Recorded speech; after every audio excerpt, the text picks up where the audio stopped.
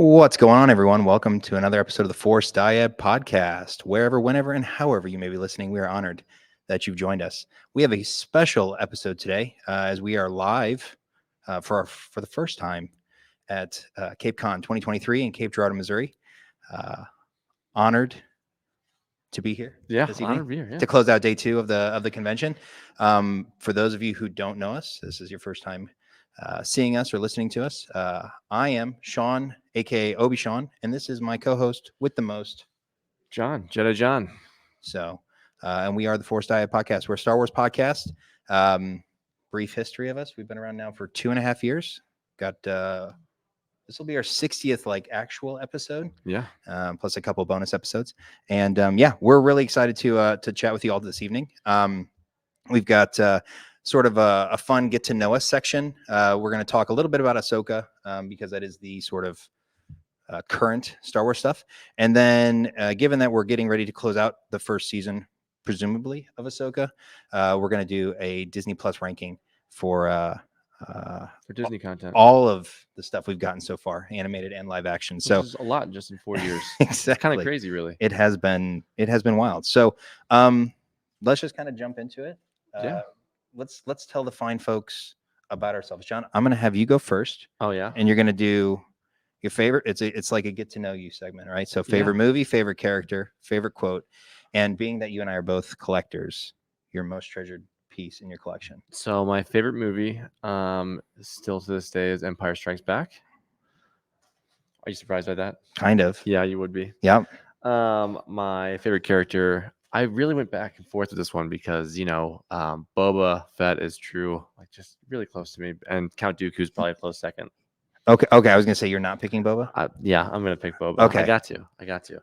And then favorite quote. So, I don't know if I can get a high enough pitched voice for this, but Master Skywalker, what do we do? There's too many of them. No, I'm kidding. That's not it. I really wanted to go with the ability to speak does not make you intelligent also. And that's a really good one. That's a good one. But, Master Yoda, tried and true. Yeah. Do or do not. There is no try. So that's my favorite one. Okay. It means a lot to me. And then most treasured piece in my collection is probably my Jeremy Bulloch signed Boba helmet that sits in my case, and I don't touch it or wear it. It's not the wearable one. It is proudly. It is wearable. Display. It is proudly on display. It very much is. So that will never move from my house. So yeah, wraps up my stuff. What do you got? Okay. All right. So you're surprised by my movie choice? No, I'm not necessarily surprised by it, just because you're a cultured individual, and you would pick, of the 3 OT movies, that probably would. I mean, that is, I think, universally one of the more favorited films.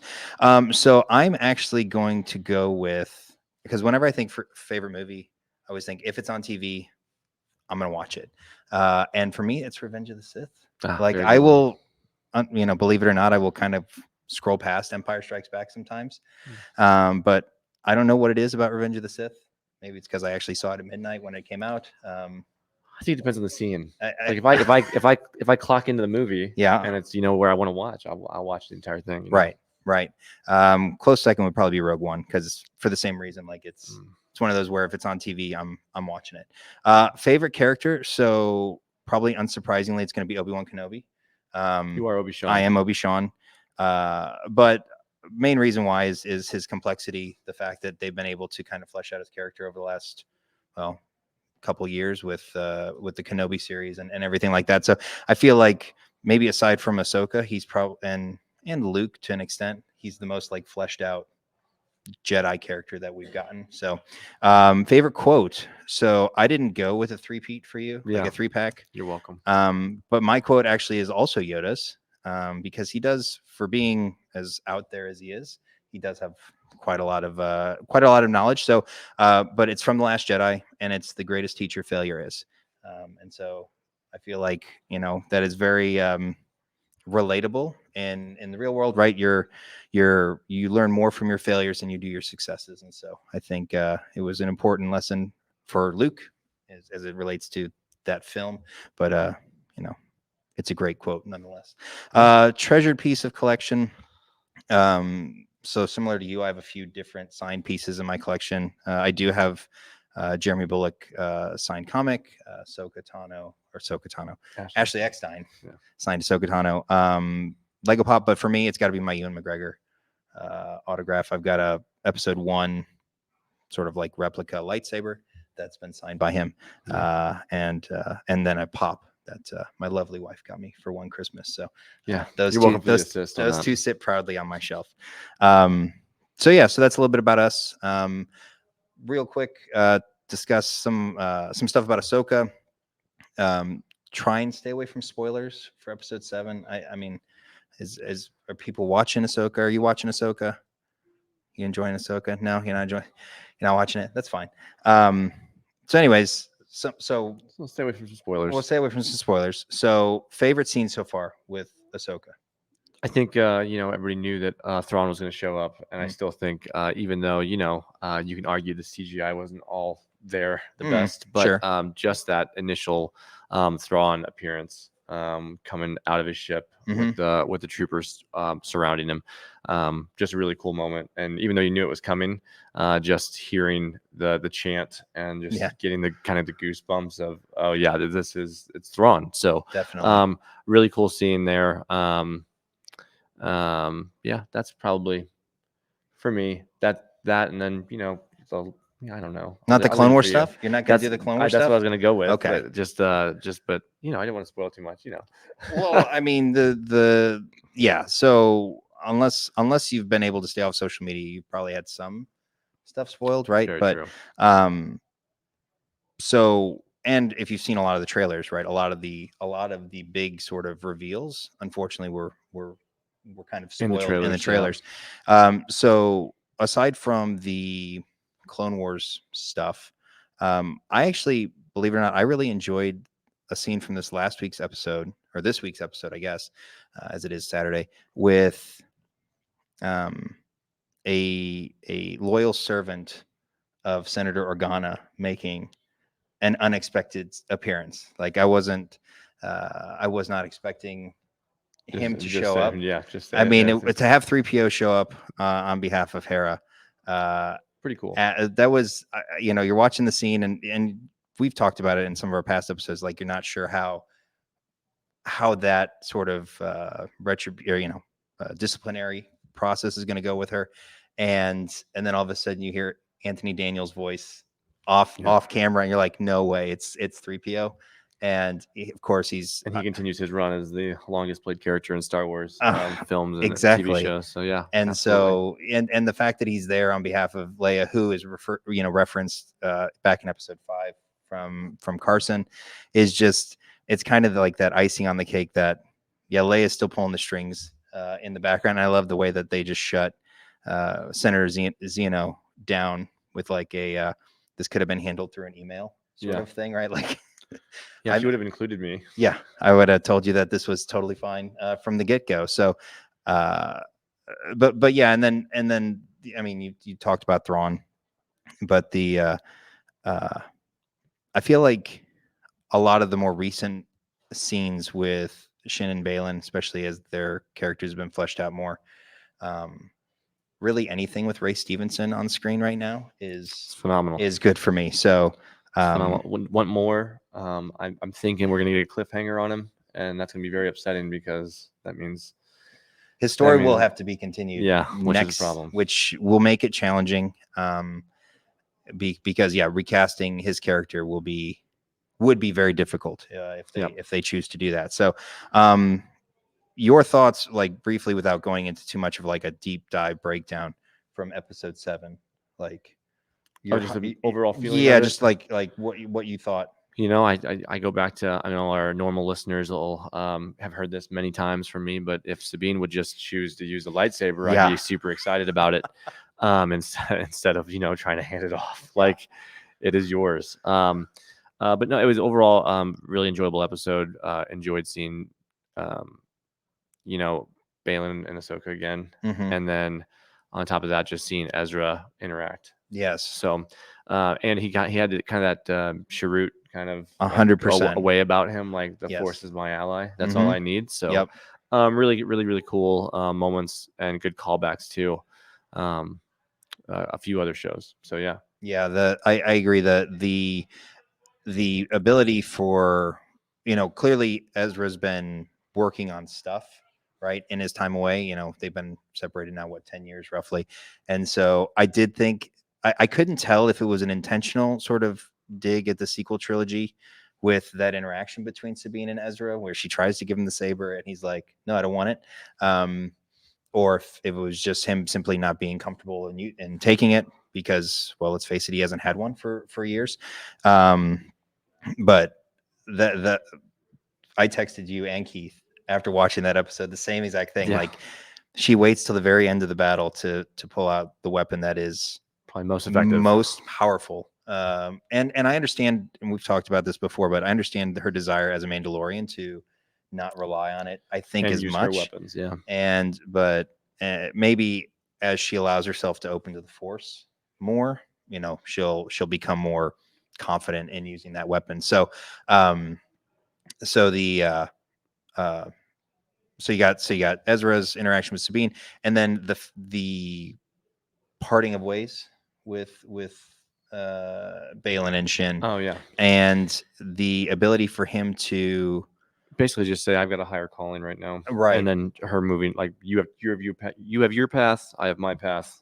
It's time to go. exactly. And I So- feel like it's something that Obi-Wan would have said to Anakin, right? The impatience to victory would lead to defeat, right? And I feel like there's, not saying that Shin is Anakin, right? Because nobody's the chosen one, of course, but There's only one. There is There can only only be one one. chosen one. Exactly. There it is. Although Ezra makes a hard push for that with his outfits for sure. But her drive, her obsession for power and stuff like that feels very Anakin. And so I feel I see parallels in both of their actions. Yeah. The only thing that caught me that episode with just Balin and Shin was when you get Ahsoka catching up to Balin and him telling her, I can't let you interfere. But then, 5 minutes later, he watches her run away from him, steal the howler, and just says, "See ya." Yeah, like I'm done now. So it was kind of interesting that he was like, I can't let you interfere with what's going on. But then again, I still have this higher calling that he's like, I can't pursue. Like, I have to go. Exactly. And that's the thing is, I almost feel like her taking, she's effectively given him that sort of getaway, right? Yeah. To allow him to pursue whatever it is that's calling to him. And we talked about it last episode, though, about how we thought Thrawn would react when he found out who Ahsoka's master was. Yeah. That was, you're just like, he looks at the data pad, he looks up, and he's like, her master was General Anakin Skywalker. Yeah, I mean, he like, knows exactly. How do you not know? It's like, how it's funny because has nobody figured this out yet, right? Yeah. You wonder how many people actually know that Anakin was Ahsoka's because obviously Morgan didn't not know just that, but then that also Anakin becomes Vader. Yeah. Exactly.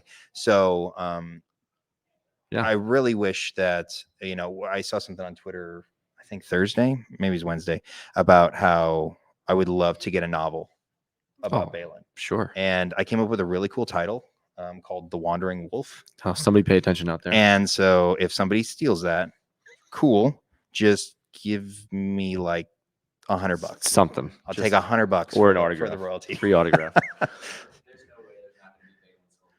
Something. No, there has to be. I mean, Yeah. I'm sure there already is. With a lightsaber, with yes, more lines, with way more lines and a deeper, richer backstory, which hopefully will flesh out a little bit more. Exactly. Well, anything? I think Again, that's it. I mean, we don't want to go too deep into. So normally that would be. I mean, we would spend our hour-long podcast normally on the most recent episode. Correct. But today, since we were here, and we didn't know who'd be in the audience, obviously, or listening at home, or in friends and family that haven't watched Ahsoka, we don't want to deep dive too much into that. Right. So we're gonna rank our Disney Plus stories that we've gotten so far. So right. As we went through the list the other night, I mean, we have 11. Well, two of them aren't really stories or visions. So very interesting stuff there. But 11 different series that we have in 4 years on Disney Plus. Not including like the Lego Star Wars shorts or any of that stuff. Like you're talking full season. But we also have multiple seasons of some of those Right. shows. So the amount of Star Wars content that we've gotten in the last 4 years has just been incredible. And so we're going to rank that stuff for everybody today. And we're probably going to make fun of each other a little bit. And 100%. and I'm sure I'm going to get crap for at least one of my things that I'm where I rank something for him. So it'll be good. But I think we're going to start at the bottom of the list. I think we're going to do our bottom three. Yeah. So real quick, just to give everyone kind of like where Yep. we're starting from, right? yeah. So we've got so this is animated and live action. So you got Bad Batch, season 7 Clone Wars, season 1 and season 2 of Visions. The only reason we broke those out is because they have their own sort of They're unrelated. they're completely. unrelated to each other. Tales of the Jedi, Ahsoka, Mando, those all together, obviously. Book of Boba, Andor, Kenobi, and Young Jedi Adventures. Because while it may not be made for adults, there is a kids program out there which is actually quite adorable. So, yeah. So let's start. So again, we've got 11. Let's do our 11 through 9. Okay. What do you got? What do you got in 11? So I've got Young Jedi Adventures. I personally haven't watched it. Okay. It's also not built for me. Right. So I'm probably not going to enjoy it as much as I've enjoyed everything else that I've been shown so far. Sure. I think your son would love it though.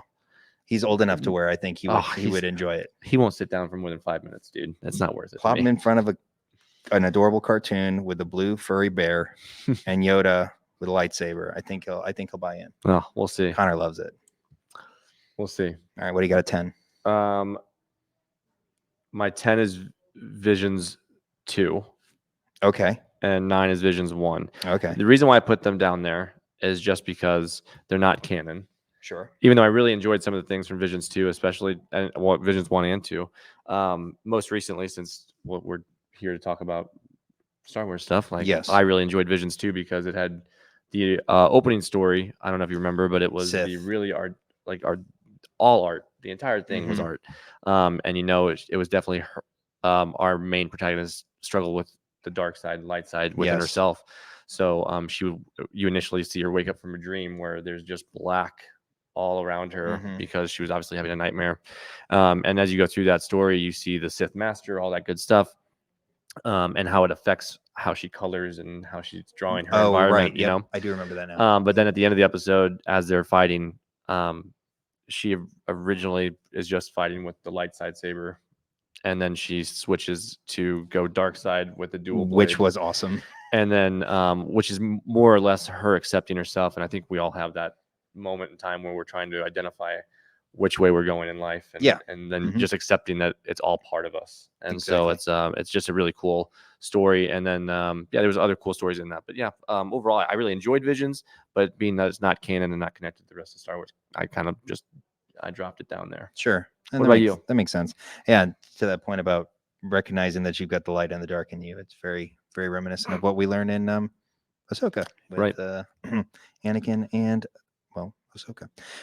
So yeah, I've got it actually reverse. So I've got Visions 1 at 10 and Visions 2 at 9. And the reason why is, so Visions 1 had the duel as its opening, which had the Ronin, the Ronin Jedi who ends up getting confronted, and it was that beautiful traditional anime style. But I feel like the other episodes were kind of hit or miss. Not that they were bad, but I felt like the level of consistency in Visions 2 was it was more consistent. Like you said, and starting expanded with outside of anime too.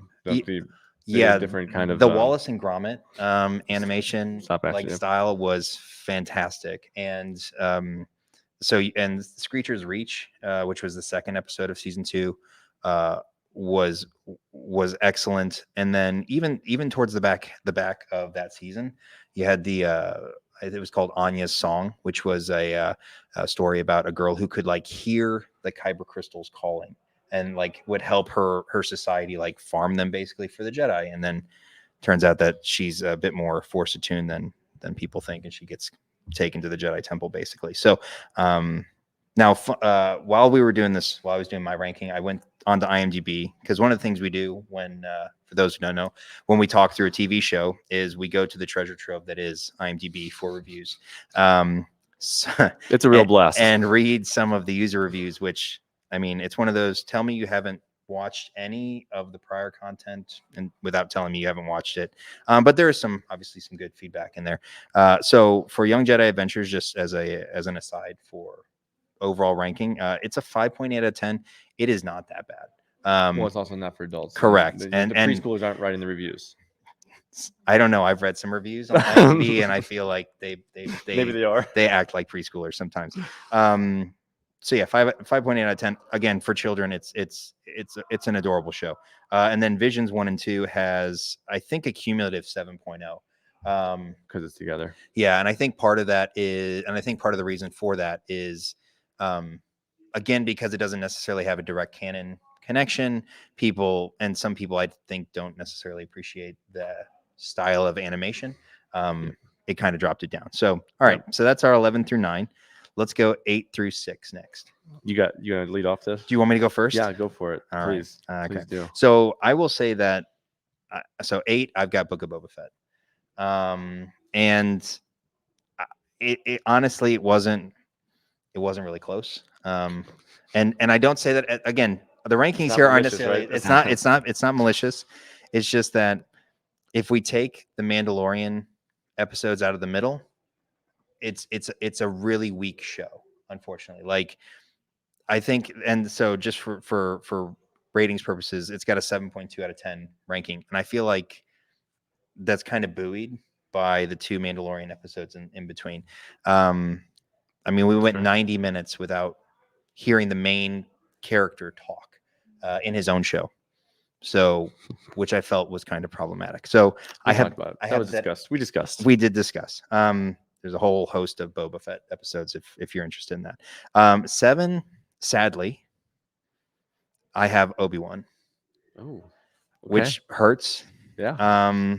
That's sad for you. It is. It's painful. That's below. I mean, he's my favorite character. Yeah, he's below the top. And top he's not top half. And wow. Again, it's a tale of two halves for me.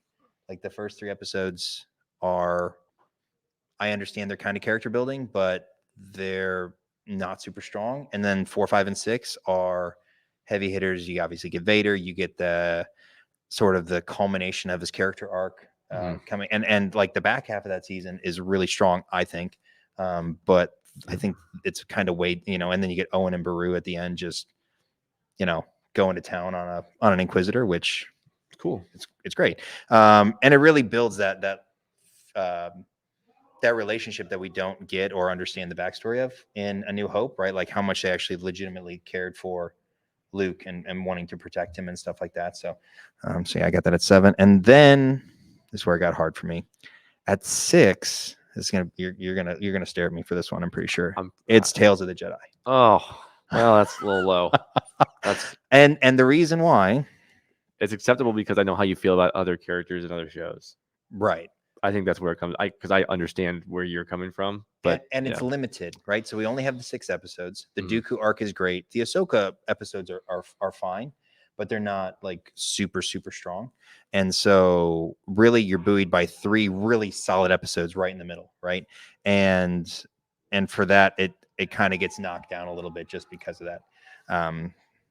So yeah. So I'll agree with you on number 8. Okay. It's Book of Boba. Oh, did that pain you? It hurt. It hurt so much because I agree with you that, like, the Mandalorian kind of, without him showing up in those 2 episodes or 3 episodes, was it 3? It was 2. It was 2? I think episodes 4 and 5. So without him showing up, it just didn't. Well, I mean, right. It didn't carry. If we didn't get the side quest, so to speak. Yeah. So, and then you're gonna hate 7. I think I went Bad Batch. Wow. Yeah. Wow. What? Yeah. I went Bad Batch. Yeah. I just, comparatively to the other stuff that's on the list, I couldn't put it above anything. Really? I was really trying. Like, it's because of your love for Vader. It partly is. It partly is because Obi-Wan is my 6. I am sure it is. Because I was and I toyed with those too. But my love for, like, Vader coming in and being what he did, just awesome again. And, like, it reminded me so much of, like, the most powerful Vader you can see on screen. So that's what I wanted, and that's what was delivered to me. Yes. So I love Vader. So so I had the Bad Batch at 7. It hurt a little bit. I mean, it was tough because I think there's so much more to come from Bad Batch, and I think after we get our next season, that ranking probably will change. That's painful. Yeah, It's painful. but currently that's where I'm at. So for reference, so I already gave you the Book of Boba. It's a 7.2 out of 10. Obi-Wan is actually a 7.1 out of 10. And so Tales of the Jedi is an 8.2 out of 10. That was my 6. And your 6. No, your I went 6 was Obi-Wan. Kenobi. So Yeah. you're 7. Bad Batch. 7.8 out of 10. Okay. So you'd I misstep mean, on so Tales of the Jedi, and I had IMDb a misstep on Bad Batch. IMDb is not agreeing with you. But I think with Tales of the Jedi, again, I think it's really buoyed by the fact that Ahsoka is a beloved character, and which is fine. And I would argue that also And the Dooku but that's what I'm saying. The is Dooku arc, the Dooku stories in so that good. are phenomenal, and And that's also how we got more Dooku. So who didn't want that? So and you get more of an understanding of his character.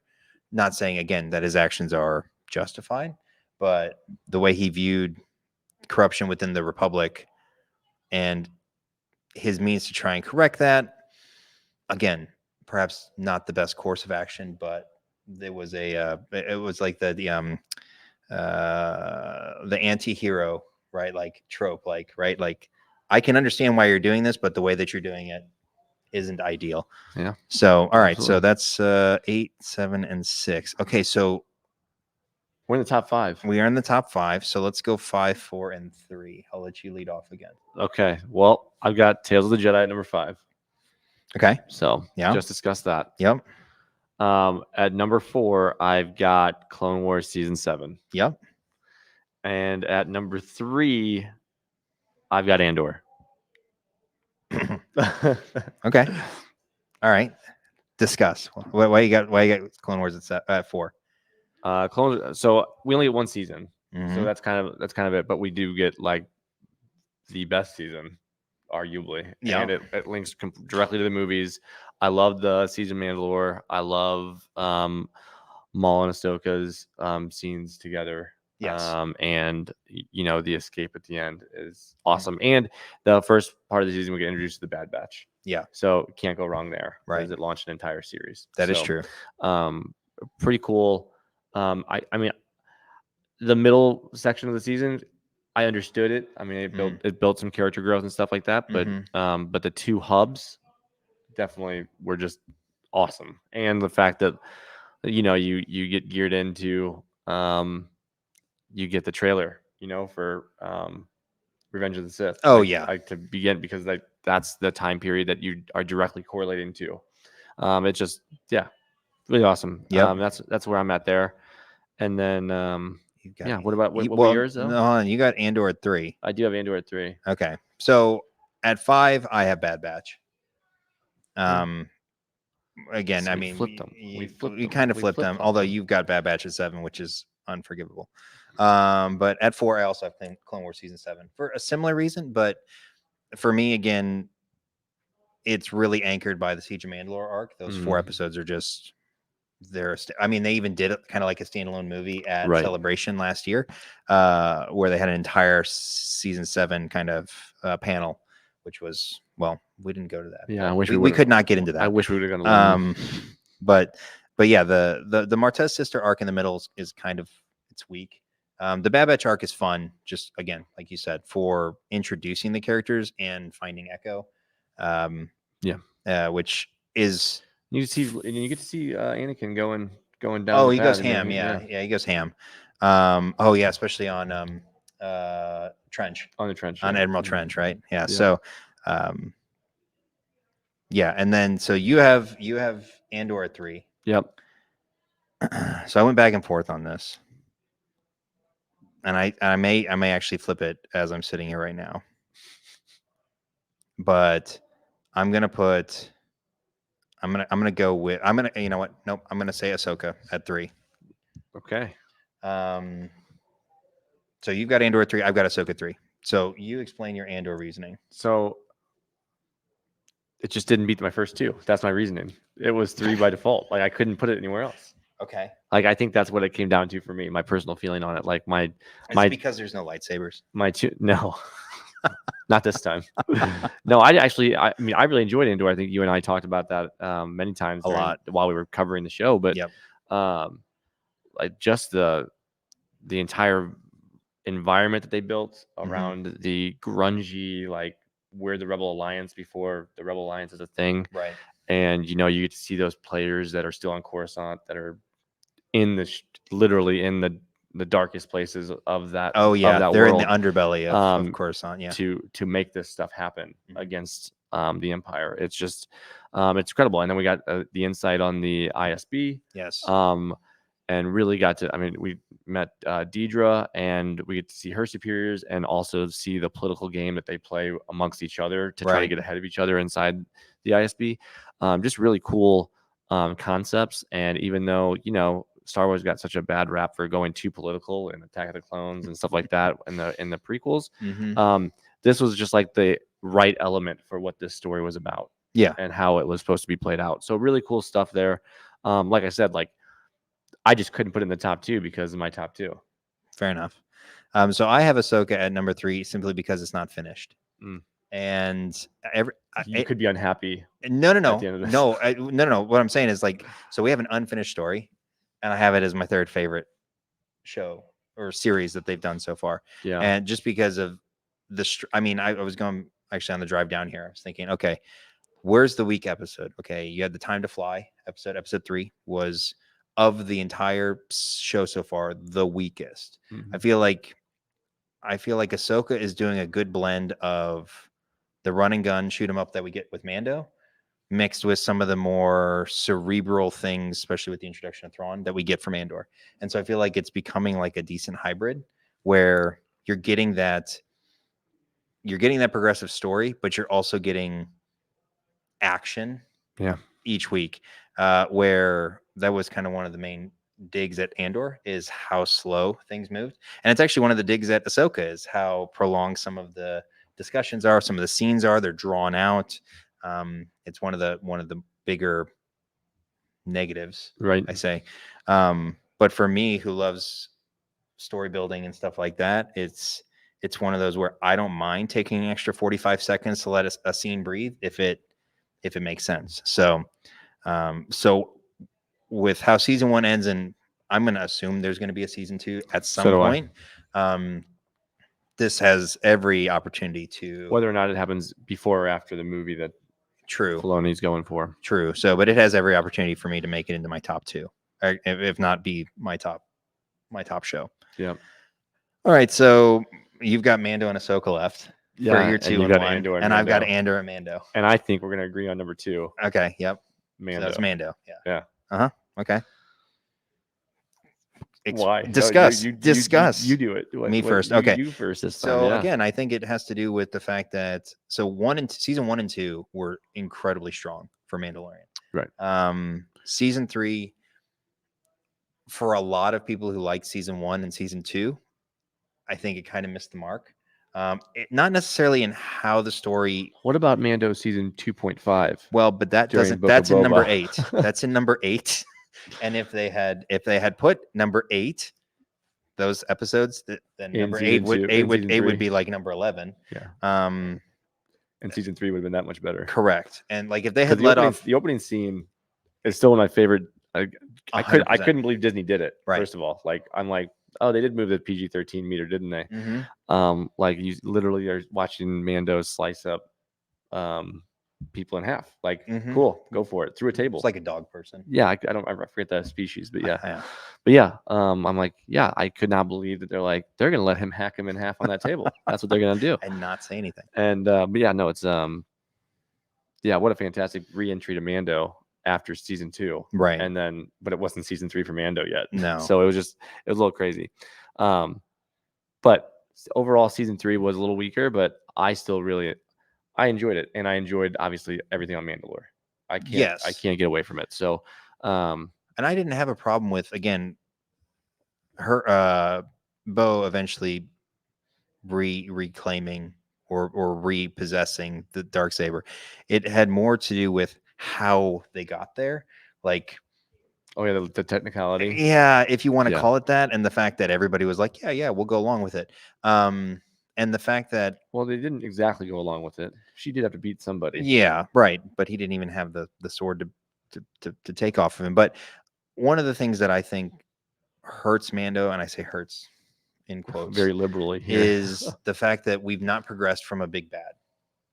Like end of season 1, right? You're introduced to Gideon, right?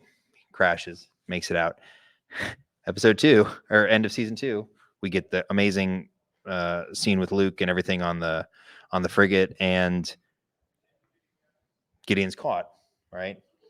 End of season 3, Gideon maybe dies. Like everyone's, is it his clone? Is it not his clone? And so, and well, anyone who's actually listened to the show understands my love of Grogu. He loves him. In I case you guys don't know, I loves feel him. like he's It's his overstayed favorite. his welcome. I'm surprised he wasn't your favorite character today. I thought about it. Hmm. He would have been That an honorable would mention. have made me chuckle. It would have made me chuckle. You wouldn't have believed it. I wouldn't have. I would have called you out right away. So number 1 for you is Ahsoka then, huh? Yeah. So Okay. it's kind of weird because it's unfinished, and I played with this a little bit because I almost put Ahsoka at 3 also, Mhm. and then bumped everything.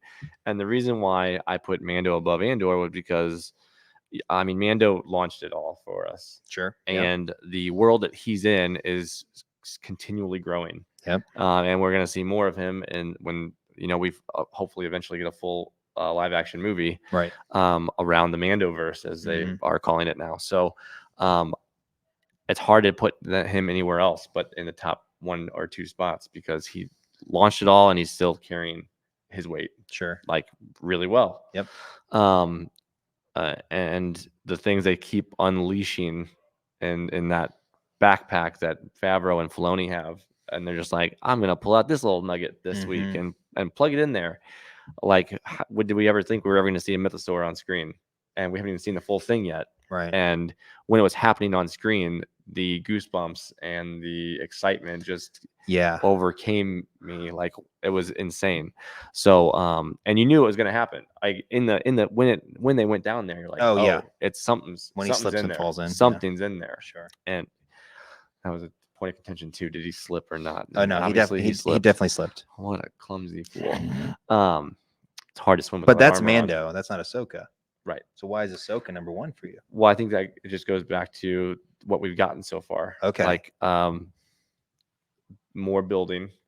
We're in a new place, completely new galaxy we've never seen before. True. There's still mysteries there. Yeah. And we got introduced to characters that I actually want to know more about consistently. Like Mhm. I want to know more about Balin. I want to know more about Shin. I want to figure out what the Great Mothers are talking about. Mhm. Similarly, like when Balon going out and doing his own thing, like I want to know what he's searching for. Yeah. I want to know why the sisters want to get off the planet because they've been there for a millennia. Yeah, who knows how long, right? And so why are they so anxious to leave? I don't know why they have a bunch of undead Night Sisters. And just hanging why out. I think they're dead currently. Oh yeah, right. They are. Yeah, It looks like they're dead currently. You're right. Yeah. But the goal would be to get them to Dathomir and bring them, Presumably. and reanimate them, right? Yep. So I think that there's just so many things in Ahsoka that can spin off, and we get Thrawn back. Yeah. The stuff that's disappointing in that show it doesn't outweigh the stuff that I'm really, really excited about, and the characters that we've met that I want to get more of. Right. So I think that's the biggest thing. Yeah, and I agree with that because I had Ahsoka at 2 originally and Mando at 3, and then I couldn't justify putting a show that had just 1 season. Although hilariously, that is my number 1. It has just 1 season, but an uncompleted season above something that had 3 seasons. And I think the big thing for me too is like Ahsoka just carries the weight too. Like it's just that character just carries the weight.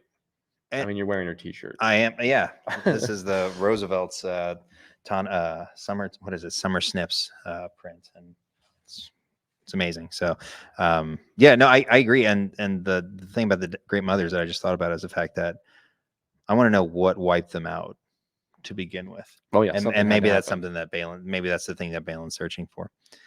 So yeah, for me, again, unsurprisingly, if you've listened to the show before, it's Andor.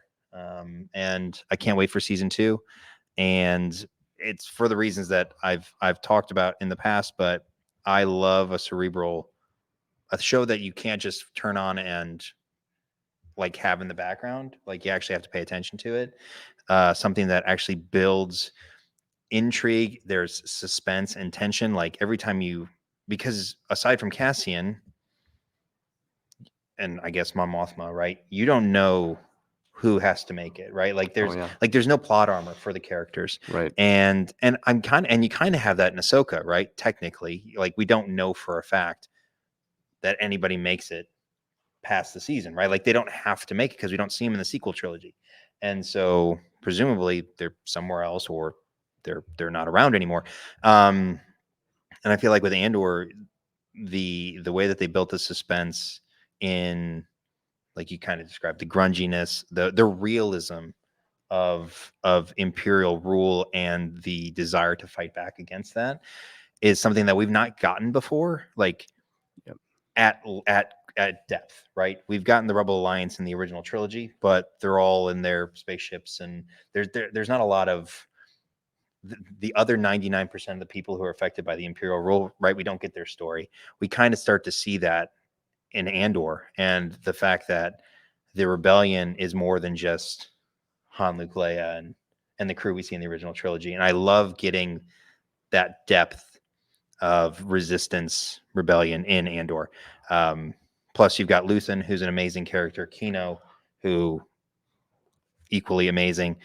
The arcs that they had, the 3-episode mini movies, right? Like the Act 1, Act 2, Act 3. Like the third act was always the payoff. I just love the way that show was structured. I can't wait for season 2. Because we know what has to happen. We know where they have to get to. Yeah. And according to the showrunners, I mean, it's going to carry us right into the movie, basically. Correct. So we know the end. We know the end spot. Like we need to get to a point where they're plotting on saving Jin. Right. Or we end up with Cassian on that one planet where he's chasing down his informant in the alleyway, right? Because that's when we first meet Cassian in Rogue One. But yeah, the second season is going to be year 4 up to 4 BBY up to basically 0 BBY. So we're getting 4 years in one season, whereas this last season was just 5 BBY. So, which is kind of cool because it's actually happening concurrently with Rebels, the animated series. So, yep.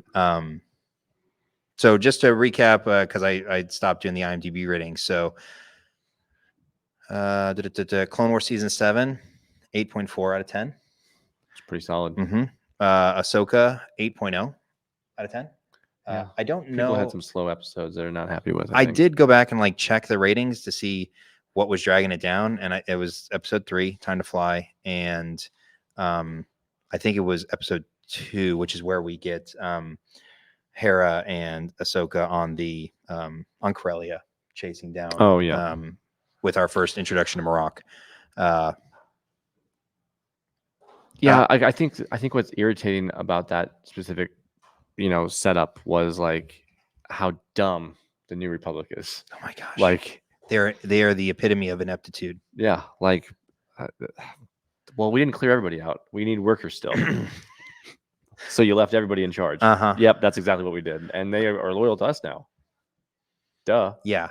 Well, and even when we were first introduced to Balin and Shin on the New Republic, like the home, it's not home one, but the home one style ship. It's like they run. They're all neatly dressed. You've got the commander who's just, I don't know what he was thinking, but yeah, and we even get that with the Senate hearing or the Senate grouping with Mon Mothma, Senator Zeno, and the others, right? When Hera presents the concern and like, oh no, they're totally fine, and we've already seen in Mando that. Yeah, I couldn't figure out if he was a sympathizer, like if he's still loyal to the Empire somewhere, or if he's just that stupid. And I'm leaning towards the latter. I think that's probably what it is. He's just oblivious to whatever else. I think so. So so that was Ahsoka 8.0. Mando is currently the highest rated Disney Plus show at 8.7 out of 10. Pretty solid. And then Andor is 8.4 out of 10. So Andor and season 7 of Clone Wars are tied for second out of all of the Disney Plus content that we've gotten so far. Now kind of look ahead, right? We've got the season finale of Ahsoka next week. Yeah. Just a couple days away now. Yep. we've got, once the actors and writers, I think once the actor and writer strikes, and I know It the sounds writer like the strike writer's is done. I think Yeah. the writer strike is done, and hopefully the Screen Actors Guild strike is resolved Shortly in, here. in short order. But we've got Acolyte and Skeleton Skeleton Crew. Crew coming out. Yeah, with Jude Law. Yep, and then we've got news that the Lando series is now going to be a Lando movie, Yeah, got the green light. which is interesting. I'm excited about it. So we'll see. We'll see if that actually comes to fruition. I mean, how many I mean, how many there's been so projects many have projects. we heard? In the last 5 years, there's been 6 different projects announced that got canned. Now, one somewhere. thing I want to ask you is, so we had Rangers of the New Republic, right? That was announced a few D23s ago, right? Right. Yeah. And originally it was going to be Cara Dune running the training and everything like that, right? Everything's, obviously with everything happening since then, her being written off the show, there's like, okay, what's going to happen with the new Rangers of the New Republic? Well, we get in episode 7 an explanation of where Zeb is. Yeah, he's training. And he's training new recruits. What are the chances that you have like a Rangers of the New Republic, but it's got Zeb and Hera and Carson as like your point of contacts, or like your main characters now? Yeah. And they can still go through with it, but then you could have like a Rebels feel, not Rebels feel, but like because everyone's asking where's Zeb in Ahsoka, right? He's the only, aside from Kanan, he's the only one who hasn't shown back up. Right. And I feel like them saying that, like, they didn't have to mention Zeb, but the fact that they put it out there, I feel like gives them the opportunity now to have him maybe show up in another series, if not season 2. But I think it'd be cool to have Zeb, who is not the greatest of pilots himself, show up in Range of the New Republic. So anything else as far as the Disney Plus stuff that you want to discuss? No, I think we're good there. We're good. So do you want to do the trivia? Do we want to do any trivia? No. Meh. Okay. So we had trivia questions, but Yeah, a few. We're good though. we'll not do that. Okay. So I guess we'll kind of close the show. I think we've been going for almost 50 minutes now. Yeah. So the biggest thing is come out to Cape Cod's got one more day in it. Yep. So tomorrow is 10 to 4. Yep. So come on out. It's at the Drury Hotel convention center, or conference center, I guess. Yeah. Here in Cape Girardeau. Great show. They got lots of booths inside, lots of vendors. We saw the cosplay contest earlier today. That was awesome. Amazing. Really, really great costumes out here. So definitely come out and check them out. They've got, like I said, one more day. We're closing out the show tonight. Yep. So don't come tonight because no one will be here for you. But definitely come check them out tomorrow morning, starting at 10 a.m. Yep. And then want to thank Cape Con for having us out. Oh yeah. We've had a blast. Shout out to our audiovisual appreciate it. Yep. For basically running this whole lounge, not just for us, but for all the shows this weekend. Bravo. Yeah. Bravo. Round of applause. Yeah. And I mean, we've just had a blast. So I guess. Yeah. So like, follow, subscribe. Oh yeah. Always. Oh yeah. So I guess we can plug the socials real You're quick. welcome. So yeah, thanks. Yeah, I normally do that at the beginning. Keep you right on pace here. Appreciate you. It's me. This is your contribution. Let's co-host. So yeah, we've got website forcediadpod.com. You can find us on Twitter, Facebook, all the social channels. You can listen to our show on any podcast platform that you like. Apple, Spotify, Google, Good Pods, pretty much anywhere that you listen to podcasts, you'll find us. We're there. But we're gonna make our jump to hyperspace. So for Jedi John, I'm Obi Sean, and until next time, may the Force be with you.